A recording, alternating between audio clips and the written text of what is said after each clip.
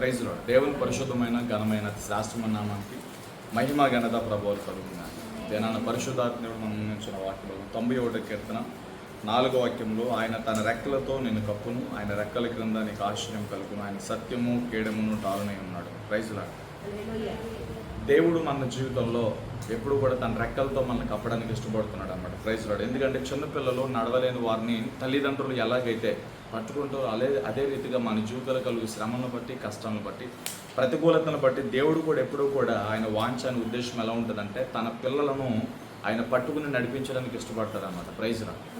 హల్లెలూయా. ఎప్పుడు కూడా పిల్లవాడు ఎప్పుడు కూడా తండ్రి చేతిలో ఉండాలి. అప్పుడు ఆ పిల్లవాడు క్షేమంగా ఉంటాడన్నమాట. మన జీవితంలో నేర్చుకోవాల్సిన ప్రాముఖ్యమైనది ఏంటంటే, భక్తిలో ఎదిగే కొద్దీ, పరిశుద్ధతలో ఎదిగే కొద్దీ, వాక్యంలో ఎదిగే కొద్దీ, దేవుని భయం కలిగి దేవుని మీద ఆనుకోవడం మనం నేర్చుకుంటే దేవుడు ఎప్పుడు కూడా మనల్ని విడిచిపెట్టడు. మనం కొద్దిగా భక్తి చేస్తే లేదా కొద్దిగా ప్రార్థన జీవితం వస్తే, కొద్దిగా పరిశుద్ధతలు ఎదిగితే మనంత గొప్పవారం ఎవరు లేనట్టుగా మనం ఫీల్ అవుతాం అన్నమాట. Praise lord.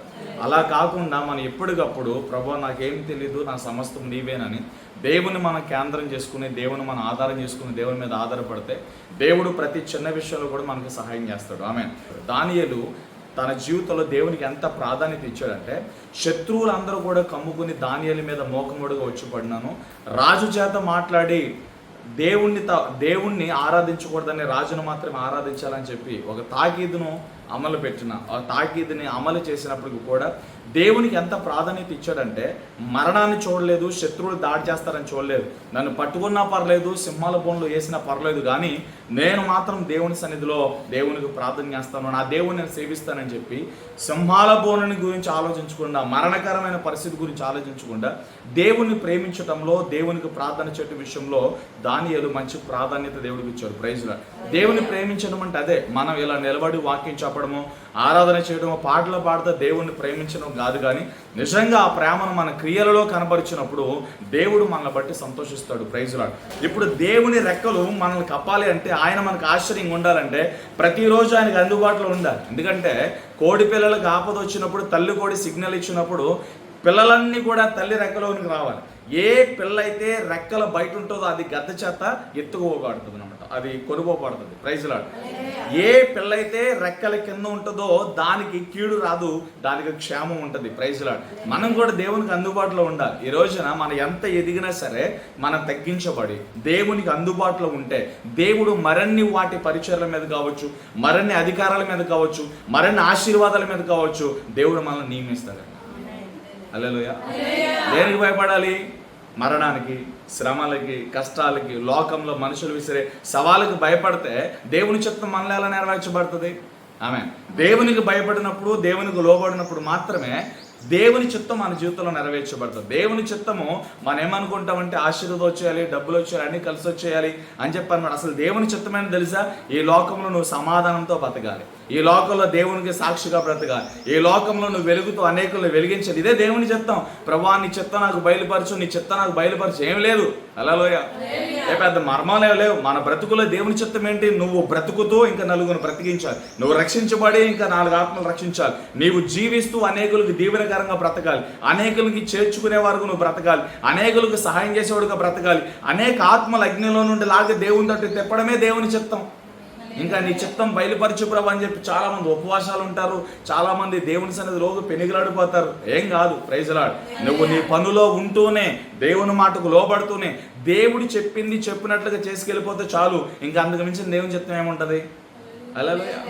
దానియేలు జీవితంలో అదే కదా జరిగింది. షడ్రకు, మెషకు, అబేద్నెగో అదే చేశారు కదా. హల్లెలూయా. ఏ రాజులు, ఏ రథాలు కూడా వారిని బంధించలేకపోయినాయి. ఈ లోక అధికారులు ఎవరు కూడా బంధించలేకపోయారు. ఒకవేళ బంధించినప్పటికీ కూడా మరణము వారి మీదకి రాలేదు. హల్లెలూయా. కాబట్టి దేవుడు తన రెక్కలతో మనల్ని కప్పడానికి, దేవుడు మనకు ఆశ్రయముగాను కేడముగాను ఉండడానికి ఎప్పుడు కూడా ముందు వరుసలో ఉంటాడు. దేవుడు మనకు ఆశ్రయంగా, మనకు కేడంగా ఉండాలంటే మనం దేవునికి భయపడాలి. ఎవడు దీనుడై దేవునికి భయపడనో వాని మీద నేను ఏముంచాను? కనుదృష్టిని స్థిరపరిచాను. హల్లెలూయా. అందుకే తన తాను తగ్గించుకున్నవాడు హెచ్చించబడతాడు, తన తాను హెచ్చించుకున్నవాడు తగ్గించబడతాడు. ఈ రోజుల్లో క్రైస్తవులందరూ కూడా ఎలా అయిపోయారంటే లెంట డేస్ను పాటిస్తూ చాలా మంది బిజీ అయిపోయారు. పాస్టర్స్ కానీ, విశ్వాసులు కానీ. హల్లెలూయా. యేసు ప్రభు చెప్పిన అతి ప్రాముఖ్యమైన మాట ఏంటంటే నీ సిలువను వెతుకుని 40 రోజులు వెంబడించమని చెప్పలే, 1 నెల వెంబడించమని చెప్పలే, 1 సంవత్సరం వెంబడించమని చెప్పలే.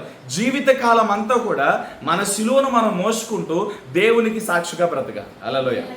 మన సిలువను మనం ఎత్తుకోవాలి, మన సిలువను మనం మోసుకుంటూ దేవుని వెంబడించాలి, యేసు ప్రభువును వెంబడించాలి. ఎప్పుడు వరకు? ఈ లోకంలో మన యాత్ర ముగించబడేంత వరకు. ఈ 40 రోజులు మాసం వండరు, ఈ 40 రోజులు పెళ్ళిళ్ళు చేయరు, ఈ 40 రోజులు ఇల్లులు కట్టరు, ఈ 40 రోజులు రాకపోకలు చేయరు. ఎందుకంటే శ్రమ దినాలు అంటారనమాట. Praise Lord. చాలా మంది ఆచారపరమైన భక్తులు చాలా మంది గుడ్డోలుగా ఉంటూ ఇదే భక్తి అనుకుంటూ ఇదే సర్వసత్యం అనుకుంటూ చాలా మంది బ్రతుకుతున్నారు. ఇది కాదు సర్వసత్యం. జీవిత కాలం అంతా కూడా మనం దేవుని వెంబడించాలి. ఎలా? మన సిలువను మనం ఎత్తుకుని మన కష్టాలు శ్రమల్లో వరవడల్లో కూడా దేవుని వాక్యం చేత ఆదరించబడి మనం సరి చేసుకోవాలి. దేవుని ఆత్మ సహాయం పొందుతూ మన ముందున్న పరుగు పందెంలో పరిగెత్తాలి. అలా పరిగెత్తుతూ మనం గమ్యానికి చేరుకోవాలి. ఇదే దేవుని చిత్తం. చాలా మంది దేవాన్ని చిత్తం నాకు బయలుపరచవు అంటే ఏంటి నీ జీవితంలో దేవుని చిత్తం? హల్లెలూయా. నువ్వు పాపంలో పడకుండా ఉండడం దేవుని చిత్తం. ఆమె నువ్వు లోకంలోనికి తొలగిపోకుండా ఉండడం దేవుని చిత్తం. నువ్వు వాక్యంలో స్థిరపరచబడడం దేవుని చిత్తం. వాక్యంలో నాటబడి ఫలించడం దేవుని చిత్తం. నువ్వు రక్షించబడి నీ కుటుంబాన్ని రక్షించుకోవడం దేవుని చిత్తం. నువ్వు రక్షించబడి నువ్వు వెలిగించబడి అనేక ఆత్మలు దేవుని తట్టు తిప్పడం దేవుని చిత్తం. ఇదే దేవుని చిత్తం. సువార్త ప్రకటించాల్సిన సమయంలో సువార్త ప్రకటించు, ప్రార్థన చేసుకోవాల్సిన సమయంలో ప్రార్థన చేసుకో. ఎప్పుడు ఏ పని చేయాలో అప్పుడు ఆ పని చేయడమే దేవుని చిత్తం. ఆమె దేవుని చిత్తాన్ని ఆల్రెడీ పరిశుద్ధాత్మ దేవుడు మన జీవితంలో రెగ్యులర్గా ప్రతిరోజు కూడా ఆయన నెరవేరుస్తూ ఉంటాడు. కాబట్టి మనం ఆయనకు లోబడాలి. హల్లెలూయా. ఈ రోజున మనకు ఆశ్రయంగా దేవుడు ఉండడానికి ఇష్టపడతాడు. ఇదే చెప్తున్నాడు, నేను మీకు ఆశ్రయము, నా రెక్కలతో నేను కప్పుతాను, నేను నీకు కేడమని దేవుడు అంటున్నాడు. ఇప్పుడు ఈ ఆశ్రయము మనం ఎలా పొందుతామంటే దేవునికి భయపడటం ద్వారా దేవుని ఆశ్రయాన్ని మనం పొందుతాం. దేవునికి భయపడాలి. రెండోదిగా దేవుని వెంబడించడం ద్వారా. వెంబడించే విషయంలో చాలా మంది రకరకాల విశ్వాసపు స్థాయిలు మనకు కనబడతాయి. హల్లెలూయా. దేవుని వెంబడించేటప్పుడు నిజంగా శ్రమల్లో కష్టాల్లో కూడా నా దేవుడు నాకు సహాయం చేస్తాడని వెంబడించేవారు కొంతమంది ఉంటారు. దేవుని నమ్ముకున్నాక నాకేమి జరగాలి, అంత కష్టము అంత శ్రమ అని దేవుని విడిచిపెట్టి వెళ్ళిపోయేవాళ్ళు కొంతమంది ఉంటారు. వీళ్ళిద్దరికి మధ్యలో కొంతమంది ఉంటారు, అటు ఇటు ఊగుతారు. హల్లెలూయా. అంటే మన విశ్వాసపు స్థాయిలు చాలా రకాలుగా ఉంటాయి. ఆమె అయితే దేవుడు ఏ విశ్వాసాన్ని కోరుకుంటున్నాడో తెలుసా? ఆమె ఎంత శ్రమ కలిగినా, కష్టం కలిగినా, అప్పు వచ్చినా, రోగం వచ్చినా, వ్యాధి వచ్చినా, తెగులు వచ్చినా దేవుణ్ణి వెంబడించే విషయంలో అలసిపోకుండా మనం పరిగెత్తాలి. హల్లెలూయా. నిందలు వచ్చినప్పటికి కూడా, శ్రమలు వచ్చినప్పటికి కూడా, కష్టాలు వచ్చినప్పుడు, ఇబ్బందులు వచ్చినప్పుడు కూడా, ఎవరున్నా లేకపోయినా, బిడ్డలు ఉన్నా, కట్టుకున్నవాడున్నా లేకపోయినా మనం యేసుని వెంబడించడంలో మాత్రం అలసిపోకూడదు. చాలా మంది అలసిపోయి కూర్చుని పోయారు కొంతమంది. హల్లెలూయా. చతికిలి పడిపోయి ఇంకా లేవట్లేదు. హల్లెలూయా. ఎలా వెంబడిస్తున్నారు మనం? ఒకసారి ఆలోచించండి. ఎలా వెంబడించాలో మన దేవుణ్ణి? నెత్తురు గారుతుంటే నెత్తురుతోనే వెంబడించు. దేవుడు విడిచిపెడతాడా? గాయాలు కడతాడు కదా. నెమ్మది లేకుండా దేవుని వెంబడించు. ఏమీ లేకుండా దేవుడు వెంబడించు. నీకు ఉన్నవాడితోనే దేవుని వెంబడించు. ఆమేన్. హల్లెలూయా. దేవుడు వెంబడించే విషయంలో చాలా మంది దేవునికి దేవుడు అనుకున్నంతగా, దేవుడు ఎక్స్పెక్ట్ చేసినంతగా మనం వెంబడించట్లేదు. Praise lord. అందుకనే దేవుడు మనకు కొన్ని సందర్భాలు ఆశ్చర్యంగా ఉండలేకపోతున్నాడు. దేవుడు చాలా బాధపడతాడని. నేను నీకు ఆశ్చర్యంగా ఉంటాను, నేను నీకు బలంగా ఉంటాను, నేను నీకు ఆధారంగా ఉంటాను, నువ్వు నా యొద్దకు రా అని చెప్పి దేవుడు ఎప్పటికప్పుడు వర్తమానం ద్వారా, నువ్వు వాక్యం చదవడం ద్వారా, నీ హృదయ ప్రేరణ ద్వారా, నీ కళ ద్వారా, దర్శనం ద్వారా దేవుడు ప్రతిరోజు ఏదో ఒక కోణంలో నిన్ను పిలుస్తూనే ఉంటాడు. ఆమె కానీ మనం ఏం చేస్తామంటే చాలా బిజీగా ఉంటాం. ఎంత బిజీగా ఉంటామంటే నిద్రపోవటంలో బిజీగా ఉంటాం, వంట చేయడంలో బిజీగా ఉంటాం, ప్రకృతి పరమైన పనుల్లో మనం బిజీగా ఉంటాం. దేవుని వెంబడించే విషయంలో మాత్రం కాంప్రమైజ్ కాకూడదు. హల్లెలూయా. ఎలా వెంబడించాలి? దేవుని వెంబడించడం అంటే ఆయనతో పాటు నడవటం. ఎలా నడుస్తాం? వాక్యము చదవటం ద్వారా. వాక్యము చదవటం ద్వారా దేవుని వెంబడిస్తాం. ప్రార్థన చేయటం ద్వారా దేవుని వెంబడిస్తాం. సువార్త ప్రకటించడం ద్వారా దేవుని వెంబడిస్తాం. స్తుతించడం ద్వారా దేవుని వెంబడిస్తాం. ఆరాధన చేయడం ద్వారా దేవుణ్ణి వెంబడిస్తాం. ఇవన్నీ కూడా వెంబడించడానికి అనేక రకాలైన మార్గాలు. హల్లెలూయా. కష్టాలు, శ్రమలు, ఇబ్బందులు, ఇరుగులు కలిగినప్పుడు మనం ఏం చేయాలి? దేవుని ఆరాధించాలి, దేవుని స్తుతించాలి. దేవుని సహాయం వైపు మనం చేతులు చాపి దేవుని అడిగితే దేవుడు మనకు ఆశ్రయముగాను, కేడముగాను, డాలుగాను ఉంటాడనమాట. ఆమెన్ చెప్పండి. హల్లెలూయా. ఫస్ట్ ఏం చేయాలి? దేవునికి భయపడండి. దేవునికి భయపడితే, ఆయనకు భయపడు ప్రతి ఒక్కరికి దేవుడు ఆశ్రయముగాను, దుర్గముగాను, కేడముగాను ఉన్నాడు. ఆమె ఎదిరించే వారిని దేవుడు ఏం చేయలేడు. ఆమె మనం ఎదిరించకూడదు, దేవుని ప్రశ్నించకూడదు, దేవుణ్ణి శోధించకూడదు. దేవుడు మనకు ఆశ్చర్యంగా ఉండాలంటే దేవునికి భయపడాలి, ఆయన కార్యాలకు భయపడాలి, ఆయన అభిషేకానికి భయపడాలి, ఆయన అధికారానికి భయపడాలి. ఆయన సర్వభూమికి మహారాజు ఉన్నాడు అనే విషయాన్ని మనం గుర్తుంచుకోవాలి. ఆమె చెప్పండి. ఎందుకంటే మనం నిర్మించిన వాడు ఎవరు చెప్పండి? మనం నిర్మించిన వాడు ఎవరు? ఆయనే. మనల్ని కలగజేసిన వాడు ఆయనే. నీ జీవితంలో ఉన్న కష్టాలు, శ్రమలు అన్నీ కూడా ఆయనకు తెలుసు. కానీ దేవుడు ఎందుకు కొన్ని సందర్భాలు మౌనంగా ఉంటాడో తెలుసా? నీకు నడక నేర్పించడానికి, ఆ ప్రతికూలతలో నిన్ను నడిపించడానికి దేవుడు గాయము కడుతూ ఆయన నీ పక్కన నడుస్తాడు అనమాట. హల్లెలూయా. కాబట్టి దేవునికి భయపడితే దేవుడు నీకు ఆశ్చర్యంగా ఉంటాడు. దేవునికి భయపడకపోతే నువ్వు ఎలాంటి వాక్యాలు ఎన్ని చదివినా, నువ్వు ఎంత ప్రార్థన చేసినా, దేవునికి లోబడిన వాడు, దేవునికి భయపడిన వాడు ఖచ్చితంగా నాశనం అయిపోతాడు. హల్లెలూయా. నీకు ఎలాంటి ప్రతికూలత ఉంది, ఏ కష్టం ఉందో నాకు తెలియదు. నీ కష్టం నీకు ఎక్కువ, నా కష్టం నాకు ఎక్కువ. నా గాయం నొప్పి నాకు తెలుసు, నీ గాయం నొప్పి నీకు తెలుసు. మనందరికీ ఆధారభూతుడు, మనందరికీ ఆశ్రయ దుర్గము దేవుడే. ఈరోజు నువ్వు ఎలాంటి పరిస్థితుల్లో ఉన్నా నీ గాయం కట్టువాడు, ఆశ్రయించేవాడు దేవుడు ఒక్కడే. హల్లెలూయా. ఈరోజు దేవునికి భయపడండి, ఆయన ప్రశ్నించొద్దు, విశ్వాసం కలిగి ప్రార్థన చేయండి. దేవునికి ప్రార్థన చేసి దేవుని మీద ఆధారపడండి, ఆయనకి భయపడండి, దేవుని వాక్యానికి భయపడండి, దేవుని ఉపదేశానికి భయపడండి. దేవుడు మీకు ఆశ్చర్యంగా ఉంటాడు, వదిలిపెట్టడండి. ఆయన నమ్మిన వారిని విడిచిపెట్టాడు. ఆయన వాక్యాన్ని నమ్మి దాని ప్రకారం జీవించేవాడిని దేవుడు విడిచిపెట్టడండి. సింహ పిల్లలకైనా లేమి కలిగిద్దేమో కానీ ఆయన మీద నమ్మిక ఉంచిన వారికి ఏ లేమి కలగదు. హల్లెలూయా, హల్లెలూయా, హల్లెలూయా. కాబట్టి దేవుడు మనకు ఆశ్రయము. ఒకటి, దేవునికి భయపడడం ద్వారా దేవుడు మనకు ఆశ్చర్యంగా ఉంటాడు. రెండు, దేవుడిని వెంబడించడం. దేవుడిని వెంబడిస్తే దేవుడు ఖచ్చితంగా మనకు ఆశ్చర్యంగా ఉంటాడు. దేవుడు ఇదే కోరుకుంటున్నాడు. హల్లెలూయా. అందుకే ప్రయాసపడి భారం మోసుకుంటున్న వారులారా నా దగ్గర రండి, నేను మీకు విశ్రాంతిని ఇస్తాను. ఏమంటున్నాడు? నా కాడిని ఎత్తుకోండి. ఆమె దేవుడు ఏం చెప్పాడు? నా కాడి ఎత్తుకోవాలి. ఎలా ఉంది నా కాడి? తేలికగా ఉంది, సులువుగా ఉంది. ఆమె కొద్దిగా బతికారా? ఎవరి కాడి ఎత్తుకోవాలి? నీ కాడి నువ్వు ఎత్తేసుకుని నీ కుటుంబ కాడి నువ్వు ఎత్తేసుకుంటే అవదు. నీ కాడి నీ దేవుడు ఎత్తుకుంటాడు. హల్లెలూయా. నువ్వు దేవుని కాడి ఎత్తుకో. దేవుని కాడి సులువు, నీ కాడి నువ్వు మొయ్యలో. ఎందుకంటే మన కాడంతా కూడా పాపంతో ఉంది. హల్లెలూయా. అప్పులతో ఉంది, శ్రమలతో ఉంది, శోధనలతో ఉంది, రకరకాల మోసాలతో మనం ఉన్నాము. కాబట్టి మన కాడిని దేవుడికి ఇచ్చేసి దేవుని మీద మన భారాన్ని మోపి మనం నడవగలిగితే దేవుడు మన కాడుల మీద ఉన్న శాపాలను ఎరగొడతాడు. హల్లెలూయా. దేవుని వెంబడించాలి. యేసు ప్రభువుని వెంబడిస్తే దేవుడు ఖచ్చితంగా అన్ని విషయాలు మనకు ఆశ్చర్యంగా ఉంటాడు. అపోస్తలులందరూ కూడా యేసు ప్రభువుని వెంబడించారు. హల్లెలూయా. అపోస్తలులందరూ కూడా యేసు ప్రభువుని వెంబడించారు. వాళ్ళు ఎంత బిజీగా ఉన్నా వాళ్ళు ప్రార్థన చేశారండి, వాళ్ళు వాక్య పరిచయం చేశారండి, వాళ్ళు ఆరాధన చేశారండి, సంఘాలు కట్టారండి. అలాగే వారి వ్యక్తిగత జీవితాన్ని కూడా దేవునికి సమర్పించారండి. ఏ విషయంలో కూడా వారిలో క్వశ్చన్ మార్క్ లేదు. ప్రతి విషయంలో కూడా సంపూర్ణ తత్వాన్ని కలిగి దేవుని వెంబడించారండి. దేవుడు వారికి ఏదైనా తక్కువ చేశాడా? మనుషులు బంధించలేదా? వారిని సువార్త ప్రకటిస్తే అరెస్ట్ చేయలేదా? చెరసాల్లో వేయలేదా? నిందలు వేయలేదా? అజ్ఞానులు అని పిలవలేదా? వీళ్ళు వెర్రివాళ్ళు అని పిలవలేదా? వీళ్ళకి పిచ్చు పట్టిందని పిలవలేదా? ఎన్ని నెగిటివ్గా ఎలాంటి లోకానుసరమైన మాటలు వచ్చినాయి వాళ్ళకి. హల్లెలూయా. వీళ్ళు యేసు ప్రభు శిష్యులు అని చెప్పి హల్లెలూయా. వీళ్ళు పిచ్చివాళ్ళు, వీళ్ళు ఎర్రివాళ్ళు, వీళ్ళకి మెంటలెక్కింది, వీళ్ళకి పిచ్చెక్కింది. హల్లెలూయా.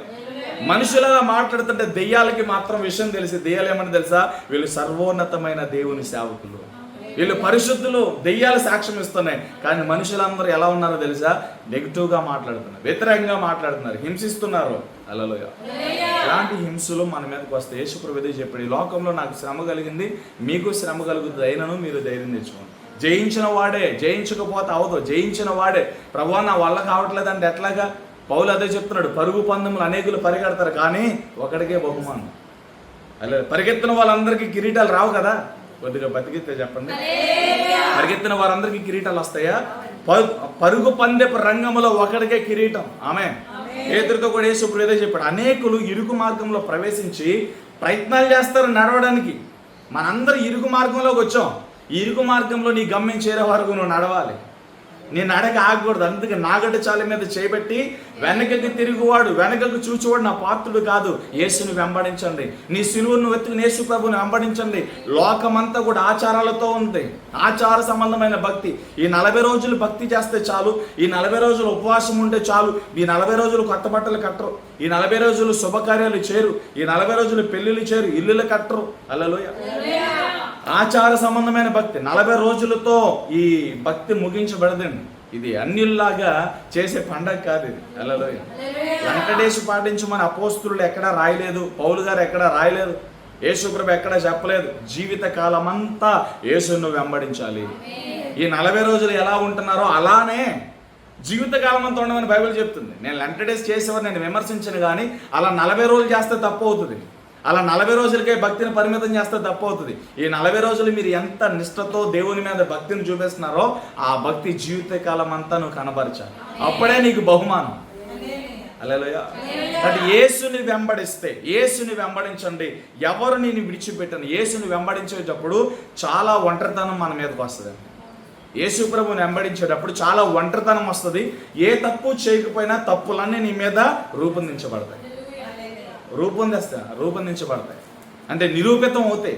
అబద్ధపు సాక్ష్యాలు పుట్టుకొస్తాయి. నువ్వు అనని మాటలు వస్తాయి, చెయ్యని తప్పులు వస్తాయి. నువ్వు నీ ఇంట్లో ఉన్నా నీకు తెలియకుండానే నీ గురించి చెడు ప్రచారాలు జరిగిపోతాయి. హల్లెలూయా. ఎందుకు ఇవన్నీ నాకెందుకు ఇలా జరుగుతుందంటే అపవాది యొక్క టార్గెట్ ఏంటి? నువ్వు యేసుని వెంబడించకూడదు. నువ్వు యేసుని వెంబడించకుండా ఉండాలంటే ఇలాంటివన్నీ నీ జీవితానికి రావాలి. హల్లెలూయా. Praise lord. కాబట్టి నువ్వు దేవునితో మనవి చేయాలి. ప్రభువా, ఎంత శ్రమ వచ్చినా, ఎంత కష్టం వచ్చినా, ఏ ఉపద్రవం వచ్చినా నేను నిన్ను వెంబడిస్తాను. ఈ తీర్మానంలో మనం ఉండాలి. ఈ అంత్య దినాల్లో ఈ తీర్మానం ఉండితే పరిశుద్ధాత్మ దేవుడు తీవ్రంగా మన దేవుని కొరకు నడిపిస్తాడు. ఈ రోజున చాలా మంది అవకాశం ఉంటే దేవుని సన్నిధి, అవకాశం లేకపోతే దేవుని సన్నిధి కాదు. హల్లెలూయా. హల్లెలూయా. అలా కాదు, క్రమం ఉందా? క్రమంలో ప్రార్థన. నువ్వు ఏ టైంకి రావాలో ఆ టైంకి వచ్చి నువ్వు ప్రార్థన చేయాలి. హల్లెలూయా. క్రమానికి లోబడాలి. క్రమానికి లోబడిన వాడు దీవించబడతాడు. క్రమానికి వేరుగా జీవించేవాడు అక్రమానికి పాలవుతాడు అనమాట. హల్లెలూయా. కాబట్టి మనకంతా ఒక ప్రొసీజర్ ఉంది. నువ్వు దేవుని వాత్సల్యత కావాలి, దేవునికి ఆశ్రయం ఉండాలని నువ్వు కోరుకుంటే నువ్వు దేవుని కొరకు బ్రతకాలి. నువ్వు దేవుని వెంబడించాలి. నువ్వు దేవుని వెంబడించకుండా నీ సుఖం కోసం, నీ సంతోషం కోసం, నీ యొక్క ఆలోచనలు నెరవేర్చుకోవడానికి నువ్వు బ్రతికితే దేవుని సహాయాన్ని నువ్వు చూడవు. అదవుతుందా? దేవుని సహాయాన్ని నువ్వు చూడవు. దేవుని సహాయాన్ని నువ్వు చూడాలి అంటే ఖచ్చితంగా నువ్వు దేవుని వెంబడించాలి. దేవుని వెంబడించేటప్పుడు చాలామంది కష్టం అనుకుంటా. అసలు ఏం కష్టం కాదు. హల్లెలూయా. ఏం కష్టం కాదు. ఎందుకంటే నీకు తెలియకుండా పరిశుద్ధాత్మ దేవుడు నీ వెన్నుముక్కను పట్టుకుంటాడు. ఆయన నీ చేతును పట్టుకుంటాడు. నడుస్తున్నట్లుగా, భక్తి చేస్తున్నట్లుగా బాహ్యపరంగా మనుషుల కన్నులకు మనం కనబడతాం, కానీ నిజంగా శక్తి ఆధారం అంతా దేవుని యొద్ద నుండి మన మీదకి వస్తుంది. కళ్ళగా మాత్రం మనం ఏదో పెద్ద పొడి చేసినట్లుగా, మన ఏదో నీతిమంతులుగా గొప్పవారిలో కనబడతాం. నిజంగా ఆ భక్తిని కొనసాగించేది పరిశుద్ధాత్మ దేవుడే. హల్లెలూయా. కాబట్టి మనం జాగ్రత్తగా దేవునికి లోబడి మనం వెంబడించగలిగితే, యేసు కొరకు బ్రతకడానికి మనం ఒక్క అడిగేస్తే మన ఎదురుగా 10 అడుగులు వేయించడానికి పరిశుద్ధాత్మ దేవుడు సిద్ధంగా ఉంటాడు. ఆమని చెప్తారా? ఒక్క అడిగండి. ఒక్క అడుగు మీరు వేసి ప్రభా నన్ను నడిపించని చెయ్యి ఆయనకి అప్పచెప్పండి. పరిశుద్ధాత్మ దేవుడు మిమ్మల్ని అంటి పెట్టుకుని ఉంటాడండి. చెట్టు మీద మంచు ఎలా అంటుకుంటుందో దేవుని ఆత్మ మీ ప్రాణాత్మ దేహాలను అంటుకుని ఉంటుంది అనమాట. పరిశుద్ధాత్మ దేవుడు మిమ్మల్ని నడిపించడానికి, వెంబడించడానికి ఆయన మీలోని నివసించాడు అంటే శరీర భావోద్రేవాలన్నీ కూడా, అంటే శరీరంలో వచ్చే కాము, కోద, మదమత్సరాలన్నీ కూడా కాలిపోతాయి. ఒక అసాధారణమైన మార్పు మనం చూస్తామన్నమాట. అందరిని మనం ప్రేమించగలుగుతాం అన్నమాట. లోకానుసారమైన తుచ్చమైన ప్రేమ కాదు, దేవుని ప్రేమతో మన కన్నులు ఇతరులు చూస్తాయి. దేవుని మనసుతో ఇతరులతో మనం మాట్లాడతాం. పైగా అక్క అన్న, చెల్లె అన్న, లోప, కామ, కోద, క్రోధ, మదమత్సరాలతో కొంతమంది మాట్లాడతారు. నో, దేవుని ఆత్మ కనుక మనల్ని లీడ్ చేస్తే మనము దేవుని ప్రేమతోనే ఇతరులను చూస్తాం. దేవుని ప్రేమ కలిగిన హృదయంతో మన ఇతరులను చూస్తాం. హల్లెలూయా. కాబట్టి దేవుని ప్రేమ మనలోనికి పరిశుద్ధాత్మ దేవుని ద్వారా వస్తుంది. అందుకే దేవుని వెంబడించేటప్పుడు మనం ఖచ్చితంగా పరిశుద్ధాత్మ దేవునితో కలిసి నడవాలి. పరిశుద్ధాత్మ దేవుడు మనకు సపోర్ట్ చేయకపోతే, నువ్వు ఆయనకు సపోర్ట్ చేయకపోతే ఇద్దరు ఆగిపోతారు. ఇక్కడ ఇంకో విషయం గమనించాలి. పరిశుద్ధాత్మ దేవుడు ఆయన అంతటిగా ఆయన ఏం చేయలేడు. గుర్తుపెట్టుకోండి, పరిశుద్ధాత్మ దేవుడు ఆయన అంతటిగా ఆయన ఏమీ చేయలేడు.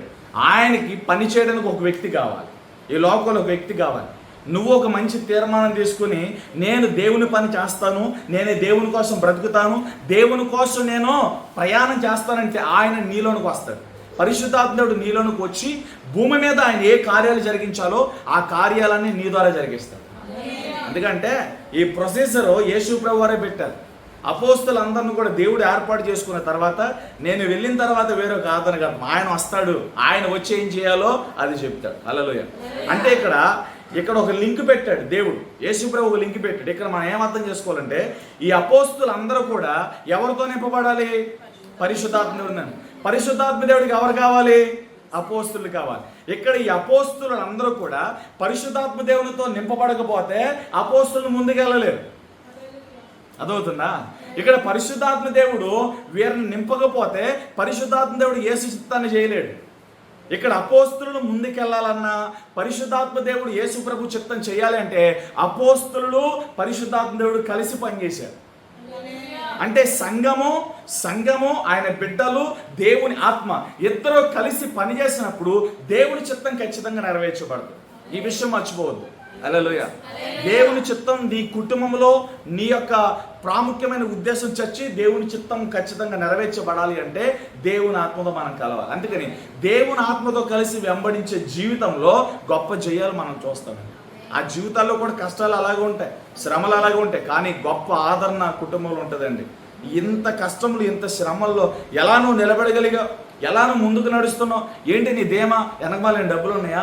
వెనకమాల బలపరిచే మనుషులు ఉన్నారా? ఏముండవు. వెనకమాల మనుషులు ఉండరు, వెనకమాల డబ్బు ఉండదు, ఏమీ ఉండదు. కానీ నువ్వు దేవుని కోసం అన్ని ధైర్యంగా చేసుకెళ్ళిపోవు. అదే దేవుని ఆత్మ నడిపింపు. హల్లెలూయా. మన వెనకమాల ఎవరు ఉండరు, మన వెనకమాల డబ్బులు ఉండవు, వెనకమాల మనుషులు ఉండరు, ఏ అధికారులు సపోర్ట్ ఉండదు. మరలా సపోర్ట్ లేకపోయింది, మళ్ళీ అందరూ శత్రువులే. ఆ శత్రువుల మధ్యలో, సపోర్ట్ లేని పరిస్థితుల మధ్యలో దేవుని ఆత్మ మనల్ని దేవుని కొరకు నడిపిస్తాడన్నమాట. హల్లెలూయా. కాబట్టి దేవుని ఆత్మ మనం నడిపించాలంటే మనం దేవుని వెంబడించాలి. దేవుని వెంబడించాలని ఆలోచన నీకుంటే, నేను దేవుని వెంబడించాలని ఆశ నీకుంటే పరిశుద్ధాత్మ దేవుడు మనల్ని నడిపిస్తాడు. హల్లెలూయా. కాబట్టి నాకు ఆశ్చర్యంగా దేవుడు ఉండాలనుకుంటే ఊరికే ఆయన ఆశ్చర్యంగా ఉండడు. ఆయనకి భయపడితే దేవుడు నీకు ఆశ్చర్యంగా ఉంటాడు. ఆయనకు లోబడితే దేవుడు నీకు ఆశ్చర్యంగా ఉంటాడు. ఆయన నీకు కేడెముగా డాలుగా ఉంటాడు. రెండోదిగా నువ్వు ఆయన్ని వెంబడిస్తే, హల్లెలూయా, ఆయన్ని వెంబడిస్తే, దేవుణ్ణి వెంబడిస్తే ఆయన నీకు ఆశ్చర్యంగా ఉంటాడు. ఎందుకంటే నువ్వు ఆయన కోసం బ్రతుకుతున్నావు. ఈ లోకంలో నీ కోసం బ్రతకట్లా, నీ సుఖం కోసం బ్రతకట్లా, నీ ఆలోచనలు నెరవేర్చుకోవడానికి బ్రతకట్లా, నువ్వు సంపాదించుకోవడానికి బ్రతకట్లా, దేవుని కోసం బ్రతుకుతున్నావు. కాబట్టి దేవుడు నీకు ఆశ్రయంగా ఉంటాడు. నీ జీవితంలో కావాల్సిన ప్రతి అవసరతలు దేవుడు తీరుస్తాడు. నీ కష్టాలు, ఉపద్రవాల్లో, నిందల్లో, ఇబ్బందులు, ఇరుకుల్లో దేవుడే ఆశ్రయంగా ఉండి నేను చంకనెత్తుకుని నడుస్తాడని. హల్లెలూయా. రోజు దేవునికి భయపడతారా? ఈ వాగ్దానం నీ జీవితంలో 91 కీర్తన 4వ వాక్యం, ఈ వాక్యం నీ జీవితం నెరవేర్చబడాలంటే దేవునికి భయపడండి. భయపడాల్సిందే. నేను భయపడను అంటే ఆయన ఆశ్రయం నీ మీదకి రాదు. హల్లెలూయా, హల్లెలూయా, హల్లెలూయా. ఆయన ఆశ్రయం, ఆయన రెక్కల కింద ఉన్న ఆశ్రయంలో ఉన్న సమాధానం, ఆయన ఆశ్రయంలోనే, ఆయన రెక్కల్లోనే మనకు సమాధానం. హల్లెలూయా. నెమ్మది, ఆదరణ, ఓదార్పు, స్వస్థత, నీకేది కావాలన్నది ఆయన చేతుల్లో ఉంది, ఆయన రెక్కల్లో ఉంది. అందుకని ఆయన అన్ని మనకు కూడా ఆయన కురూపిగా మారిపోయాడు. యేసు ప్రభు కురూపిగా మారిపోయాడు, వస్త్రహీనుడిగా మారిపోయాడు. ఆయన వస్త్రాలన్నీ చింపి దేహం అంతా కూడా పగిలేటట్లుగా కొరడాలతో దున్నబడి కురూపిగా మారిపోయాడు. ఆయన ఎందుకో తెలుసా? నీకు ఆశ్రయంగా ఉండడానికి, నేను ఎత్తుకోవడానికి, నేను నడిపించడానికి, నేను మోయడానికి. ఈ రోజున దేవుణ్ణి వెంబడించేవారే కావాలి. హల్లెలూయా. వెంబడిస్తానని చెప్పి 1-2 అడుగులేసి ఆగిపోయే వాళ్ళు అవసరం లేదు. ఆయనకి ఎలాంటి ప్రతికూలత వచ్చినా నేను దేవుని కోసం నడుస్తాను, దేవుని కోసం నేను వెంబడిస్తాను అన్న వారిని దేవుడు ఖచ్చితంగా లేవనెత్తుతాడు. ఈరోజు మనందరం కూడా ఒక తీర్మానం తీసుకుని, ప్రభువా నేను నీకు భయపడతా, నేను నీకు లోపడతా, నేను నిన్ను వెంబడిస్తాను ప్రభువా, నాకు నీ ఆత్మ నడిపింపు కావాలి. ఈరోజు అడిగితే దేవుడు ఖచ్చితంగా మనకు ఆత్మ నడిపింపనిస్తాడు. హల్లెలూయా. మరలా చెప్తున్నా, దేవుని ఆత్మ నడిపింపులో ఒక ప్రాముఖ్యమైన ఒక మంచి గుణం ఏంటో తెలుసా? పైకి మనం కనబడతాం, కానీ మన వల్ల ఏమీ కాదు. లోపట ఉన్న పరిశుద్ధాత్ముడు అన్నీ చేస్తాడు. ఒక స్వస్థత జరిగింది అంటే, ఒక అద్భుతం జరిగిందంటే, ఒక విడుదల కార్యం జరిగిందంటే, ఒక సూచక కార్యం జరిగిందంటే, అదంతా కూడా పైకి మనం కనబడుతుంది ఇమేజినేషన్గా, కానీ లోపట క్రియ జరిగించేవాడు, ఆ పవర్ అంతాన్ని కూడా అభిషేకం మీద రిలీజ్ చేసేవాడు పరిశుద్ధాత్ముడు. అదవుతుందా? కాబట్టి మహిమంతా కూడా దేవునికి, మహిమంతా కూడా యేసు ప్రభువుకి చెల్లాలి. పరిశుద్ధాత్మ దేవునికి మనం ఎప్పుడు కూడా కృతజ్ఞత పొందాలి. ఎందుకంటే ఒక పెన్నో, ఒక రూపాయో చిన్న సహాయం చేస్తే ఆ వ్యక్తులకి మనం 1కి 10 సార్లు థ్యాంక్స్ బ్రదర్, థ్యాంక్స్ సిస్టర్ అని చెప్పి సహాయం పొందడానికి చెప్తే, ఈ రోజున మన ప్రతి విధమైన అనుదిన జీవితంలో పరిశుద్ధాత్మ దేవుడు లేచిన దినం మొదలుకొని పడుకునే దినం వరకు కూడా పరిశుద్ధాత్మ దేవుడు ఎన్నో మహిమాన్వితమైన కార్యాలు చేస్తున్నారు. ఈరోజు పరిశుద్ధాత్మ దేవునికి మనం ఎప్పుడు కూడా కృతజ్ఞత చెప్పాలి. ఏ కార్యం జరిగినా, ఏ మేలు జరిగినా యేసు ప్రభువుకి, తండ్రికి థ్యాంక్స్ చెప్పండి. ఇలా కృతజ్ఞతతో కూడిన జీవితాన్ని మనం కొనసాగిస్తే దేవుడు మనకు ఆశ్చర్యంగా ఉంటాడు. 3వ పాయింట్, కృతజ్ఞతతో కూడిన జీవితం. చాలామంది దేవుని కార్యాలు మర్చిపోయి, దేవుని యొక్క నడిపింపును మర్చిపోయి జీవిస్తారండి. హల్లెలూయా. దేవుని కార్యాలు మర్చిపోతే మనం ఎంత కృతజ్ఞత హీనులమండి. హల్లెలూయా. మనకు కోపం రాదా? నా దగ్గర సహాయాన్ని పొందావు నువ్వు. నా దగ్గర సహాయాన్ని పొందిన తర్వాత నా ముఖం చూడకుండా నువ్వు వెళ్ళిపోతా, నాకు కోపం వస్తుంది రాదు? చెప్పండి. నువ్వు నాకు సహాయం చేసావు, సహాయం చేసిన తర్వాత 2-3 రోజులు గుర్తుంచుకునే తర్వాత ఏంటి నువ్వు నాకు చేసింది అన్నాను అనుకో, లేకపోతే ఆ సహాయాన్ని మర్చిపోయి నోటుకు వచ్చినట్టుగా నేను మాట్లాడి ప్రవర్తించాను అనుకో, నీకు బాధ కలుగుద్దా? బాధ కలగదా? నా దగ్గర సహాయాన్ని పొంది ఈరోజు నన్ను పట్టించుకోవా, నీకు చెప్తారా నీ పని అంటావా అనవా? హల్లెలూయా. దేవుడు కూడా అలా అంటే మనం ఏమైపోతాం? ఎంత మంచివాడో చెప్పండి.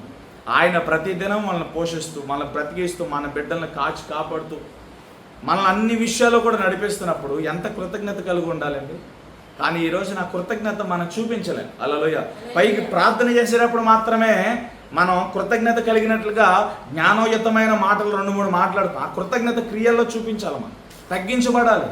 హల్లెలూయా. ఆ కృతజ్ఞత నువ్వు ఎక్కడ చూపించాలి? నీ వ్యక్తిగత ప్రార్థన జీవితంలో ప్రభువా అని చెప్పి మోకాలేసి బోరును ఏడ్చి ప్రార్థన చేయాలి మనం. ప్రభువా, ఈ రోజంతా నా జీవితంలో చేసిన మేలులు, నా భర్త జీవితంలో చేసిన మేలులు, నా భార్య జీవితంలో చేసిన మేలులు, బిడ్డల జీవితంలో చేసిన మేలులు కృతజ్ఞత కలిగి నువ్వు ఎంతగా ఏడవాలో తెలుసా దేవుని సన్నిధిలో? హల్లెలూయా. ఈ రోజు నా కృతజ్ఞత అర్పిస్తేనే నీవు దేవుని ఆశ్రయాన్ని పొందుతావు. ఎందుకంటే కృతజ్ఞత చూపించే వారి మీద దేవుని కార్యాలు ఇంకా జరుగుతాయి.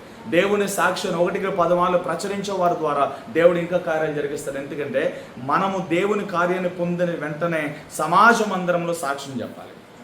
హల్లెలూయా. అది సమాజకముగా దేవుని కార్యాన్ని ఒప్పుకుంటున్నాం. ఎస్, దేవుడు నా జీవితంలో ఈ మేలు చేశాడు. హల్లెలూయా. కృతజ్ఞతను కనపరచడం ఒకటి, సమాజకముగా సాక్షి రూపంలో దేవునికి కృతజ్ఞతను కనపరచాలి. రెండోదిగా వ్యక్తిగతముగా 4 గోడల మధ్య నువ్వు చేసే ప్రార్థనలో కూడా దేవుని కార్యాలు ఎత్తిపట్టాలి. దేవుడు చేసిన కార్యాలు జ్ఞాపకం చేసుకోవాలి, దేవుని చేసిన మేలులు జ్ఞాపకం చేసుకోవాలి, ఆ కార్యాలను మేలులు జ్ఞాపకం చేసుకుని దేవునికి కృతజ్ఞత చెప్పాలి. యేసు ప్రభు యాటిట్యూడ్స్లో ఇది ఎప్పుడు కూడా ఉంటుంది. యేసు ప్రభు వారు తండ్రికి ఎప్పుడు కృతజ్ఞతాస్తుతులు చెప్పేవాడు. ఆయన ప్రార్థన చేసేవాడు, ప్రార్థనతో పాటు తండ్రికి థ్యాంక్స్ చెప్పేవాడు. ఆయన ఏ అద్భుతం చేసినా, ఏ ప్రవచనం చెప్పినా, ఏ దెయ్యాన్ని వెళ్ళగొట్టినా, ఆ దెయ్యాన్ని వెళ్ళగొట్టే ముందు కానీ వెళ్ళగొట్టిన తర్వాత కానీ, హల్లెలూయా, యేసు ప్రభు కార్యము జరగక ముందు తండ్రికి కృతజ్ఞతాస్తుతులు చెల్లించిన సందర్భాలు ఉన్నాయి, కార్యము జరిగిన తర్వాత కృతజ్ఞత చెల్లించిన సందర్భాలు ఉన్నాయి. ఈ రోజున మనం కూడా అంతే. హల్లెలూయా.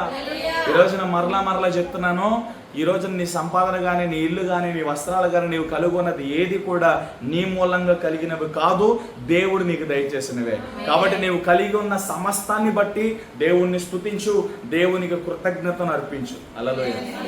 3వ మాట, దేవునికి కృతజ్ఞత అర్పించు వారికి దేవుడు ఆశ్రయంగా ఉంటాడు. దేవుని స్తుతించు వారికి దేవుడి ఆశ్రయంగా ఉంటాడు. హల్లెలూయా. ఎన్ని బంధకాల మధ్య ఉన్న పౌలు శీలలు చెరసాలలో బంధించబడినప్పటికీ కృతజ్ఞతా భావంతో పాట పాడారు. హల్లెలూయా. సంఖ్యలు బ్రేక్ అయిపోయి విరిగిపోయింది, భూకంపం కలిగింది. చెరసాల నాయకుడు కూడా మారు మనసు పొందేశాడు, బాప్తిజం పొందేశాడు, యేసు ప్రభుని వెంబడించడం ప్రారంభించాడు. ఒక పాట చెరసాల నాయకుని మార్చేసింది. ఆమె కాబట్టి కష్టము, శ్రమలు, ఉపద్రవాలు వచ్చినప్పుడు భయపడకుండా ఏం చేయాలా? దేవుని మనం స్తుతించాలి. దేవుణ్ణి స్తుతించడంలో చాలా రకాలుగా ఉన్నాయి. ప్రార్థన చేస్తూ స్తుతించవచ్చు, పాటలు పాడుతూ స్తుతించవచ్చు, ఆయన కార్యాలను ప్రచురిస్తూ స్తుతించవచ్చు, స్వార్థ ప్రకటిస్తూ కూడా స్తుతించవచ్చు. స్తుతించే విధాలు కూడా చాలా రకాలుగా ఉన్నాయి. హల్లెలూయా. హల్లెలూయా చెప్పండి. కాబట్టి 3 మాటలు గుర్తుపెట్టుకోండి. ఈ వాగ్దానం నీ జీవితంలో నెరవేరు. ఆయన రెక్కలు నిన్ను కప్పి, ఆయన రెక్కలలో ఉన్న ఆశ్రయం నీకు, నీ ఇంటికి కావాలి అంటే దేవునికి భయపడితే చాలు. దేవుణ్ణి వెంబడించండి, ఆయనకు కృతజ్ఞత కలిగి ఉంది. హల్లెలూయా. ఈ 3 పనులు మీరు చేయండి, దేవుడు ఈ వాగ్దానం మన బ్రతుకులో నెరవేరుస్తాడు. చిన్న ప్రార్థన, మోకాలు వేద్దాం. పరిశుద్ధ తండ్రి, నీ ఘనమైన నామానికి స్తోత్రాలు తండ్రి. నువ్వు నమ్మదగిన దేవుడు. ఈరోజు మాతో మాట్లాడవు ప్రభువా. 91 కీర్తన 4వ వాక్యంలో ఆయన రెక్కలతో నిన్ను కప్పును అని, ఆయన రెక్కల కింద నీకు ఆశ్రయము కలుగునని, ఆయన సత్యము, కేడమును డాలునై ఉన్నాడు. ఈ వాగ్దానం మా బ్రతుకులో నెరవేర్చబడుతున్నట్లు ఈ యూట్యూబ్లో ఎవరైతే ఈ వాక్యం విని ఈ ప్రార్థనలు ఏకీపిస్తున్నారో వారందరి మీద కూడా నీ ఆశ్రయం ఉండుగాక, నీ కృపా, నీ కనికరం ఉండుగాక. ఆయన ఎవరు ఏ గాయముల చేత, ఏ కలవరాల చేత, ఏ ప్రతికూలతల మధ్య ఈ బిడ్డలు నివసిస్తున్నారో ప్రభువా, వారి జీవితంలో ఉన్న ప్రతి విధమైన శాపాలు కాలిపోవాలి, రోగాలు కాలిపోవాలి, అప్పులు కాలిపోవాలి, వ్యతిరేకతలన్నీ యేసు నామములో కాలిపోవును కాక.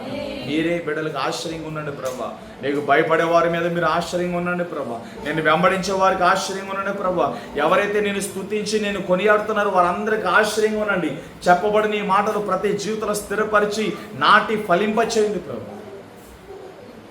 మీకే మరొకసారి కృతజ్ఞత స్తుతులు చెల్లిస్తున్నాం తండ్రి. ఈ మాటలన్నీ ప్రతి జీవితంలో నెరవేర్చాను ప్రభా. నిన్ను వెంబడించడానికి, నిన్ను స్తుతించడానికి, నీకు భయపడడానికి గొప్ప కృప ఈ పరిశుద్ధాత్మ నడిపింపు ప్రతి జీవితంలో మీరు స్థిరపరచండి. సహాయం చేసి మహిమ పొందండి. యేసు శక్తి కలిగి నామములో ఈ ప్రార్థన అడుగుచున్నాం తండ్రి. ఆమేన్.